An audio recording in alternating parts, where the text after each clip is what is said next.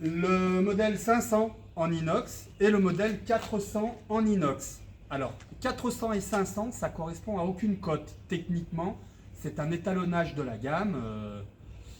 Le modèle, la série 400 fait 54 cm de longueur de grille, c'est-à-dire 54 cm de là à là. Et le modèle numéro 500, le série 500, lui, il fait 77 cm de là à là. Voilà. 77 cm de là à là. Alors, les grilles sont réglables en hauteur. Sur les deux modèles, ces deux modèles sont vraiment très semblables. Il y a simplement la longueur qui va les différencier. On est sur un modèle vraiment à taille familiale qui permet d'honorer plusieurs convives, même une dizaine de convives sans problème, avec une bonne organisation. Le foyer est très performant. On a 54 cm de longueur et 34 cm de largeur. Ça nous permet de mettre 3 belles côtes de bœuf ou beaucoup de grillades de saucisses, etc. Alors que sur ce produit-là, on a quand même un feu plus généreux. Un feu qui est plus long. On a toujours la même cote qui est de 34 cm en profondeur, mais le fait d'avoir presque 80 cm de long, c'est plus visuellement, c'est déjà plus fort, le feu est plus important, la chaleur générée est plus importante et on peut honorer de plus gros comités aussi. Ces deux modèles-là se fabriquent en acier et en inox. L'objet de cette vidéo, c'est de vous informer sur le maximum d'informations techniques et on essaie de récapituler toutes les questions qu'on reçoit par téléphone et par mail. Donc on les fait en acier et en inox. C'est un inox qui a une épaisseur de 2 mm et demi concernant le foyer. Foyer vertical et foyer horizontal. Je peux régler la hauteur de ma grille. Il y a des crochets qui sont soudés ici. Est-ce que tu peux te rapprocher s'il te plaît pour bien montrer dans le détail? Donc j'ai des crochets qui servent à crocheter la grille. Donc j'ai un niveau, deux niveaux, plus le sol, plus la hauteur du foyer, hein, le rez-de-chaussée quoi. Voilà. Le tiroir à cendres va récupérer les cendres des deux foyers. En fait, toute la largeur du barbecue. Donc les cendres du foyer vertical et les cendres du foyer horizontal tombent dans le tiroir à cendres.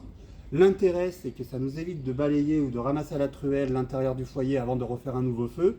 Et l'intérêt aussi, il y a un autre intérêt, c'est que ça redonne du peps au feu, ça redonne du tirage. Le fait de toujours pouvoir vider son tiroir à cendres, même en cours de cuisson, c'est assez génial parce qu'on redonne du souffle au feu.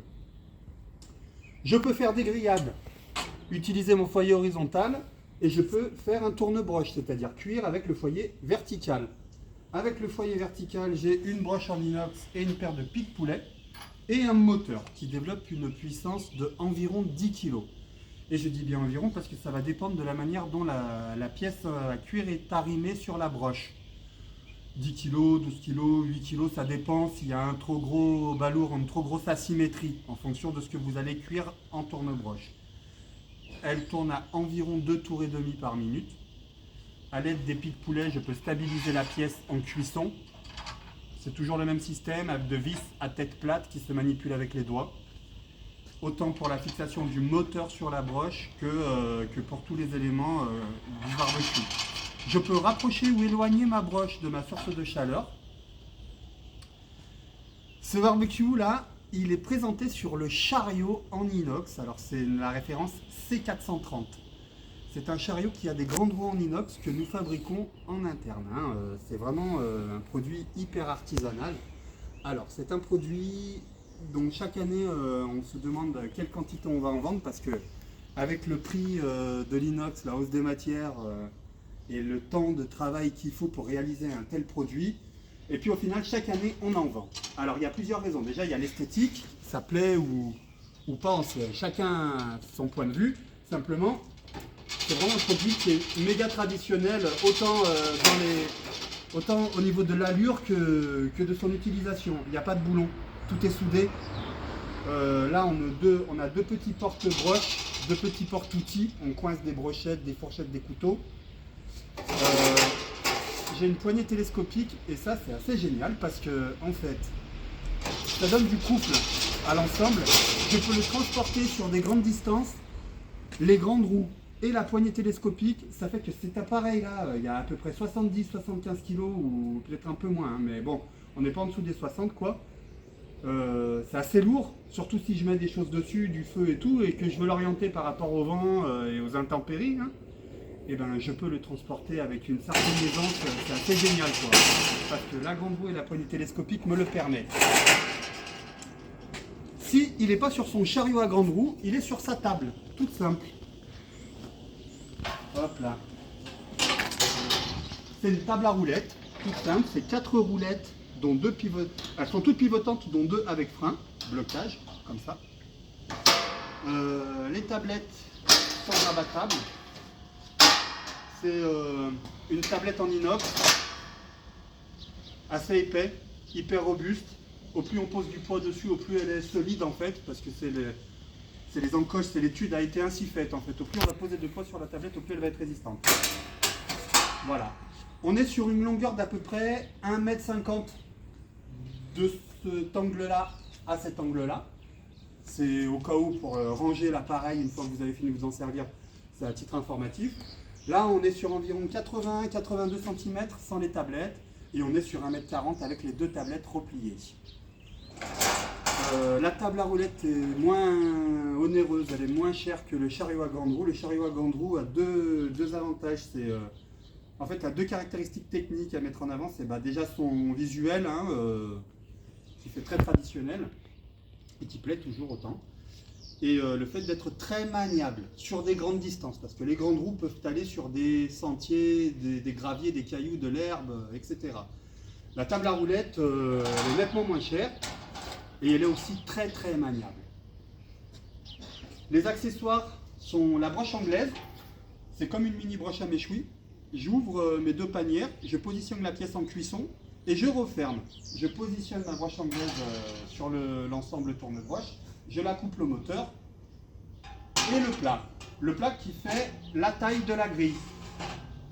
Quand j'utilise mon tourne-broche, que je décide d'utiliser soit une broche inox toute simple, soit une broche anglaise, je fais mon feu dans le foyer vertical. Ici, c'est en rotation, ça va tourner pendant la cuisson. Avec un recueil jus, je récupère tout ce qui va tomber de la broche. C'est assez génial parce que je ne salis pas toute la partie basse du barbecue. Si je mets des oignons ou des légumes coupés en petits, étant donné qu'on est sur des produits qui vont cuire très lentement, la cuisson verticale c'est plus long que la cuisson horizontale en grillade. Hein. Un poulet c'est à peu près 1h30, 1h45, ça dépend aussi de la température extérieure. Et ben en fait c'est assez génial parce que les jus tombent dans le plat, ça se mélange à des légumes cuits qui sont rôtis au feu de bois. Alors ils sont pas aussi bien cuits qu'au four. Mais c'est ça qui est bon en fait, c'est qu'il y a des légumes qui vont être confits, d'autres un peu moins cuits, avec les saveurs du feu de bois et les jus des viandes en cuisson qui tombent dedans. Ça fait un moment assez génial en fait, hein, en dehors du goût. Ça fait de belles couleurs, de belles odeurs, et puis c'est toujours le feu de bois qui enrichit le moment en fait. C'est la force du feu de bois qui va décupler les saveurs et qui va faire qu'on va tous passer un bon moment. Les accessoires broche anglaise, plat et broche à poisson sont aussi disponibles pour le 400. Et je rappelle que ces 2 barbecues-là se font en acier et en inox. Et chacun de ces 2 barbecues-là ont leur table à roulettes ou leur chariot à grande roue. J'espère que cette vidéo vous aura informé le mieux possible. N'hésitez pas à nous solliciter au 04 78 76 46 10 ou au contact @bbqsavi avec un y.com. Merci.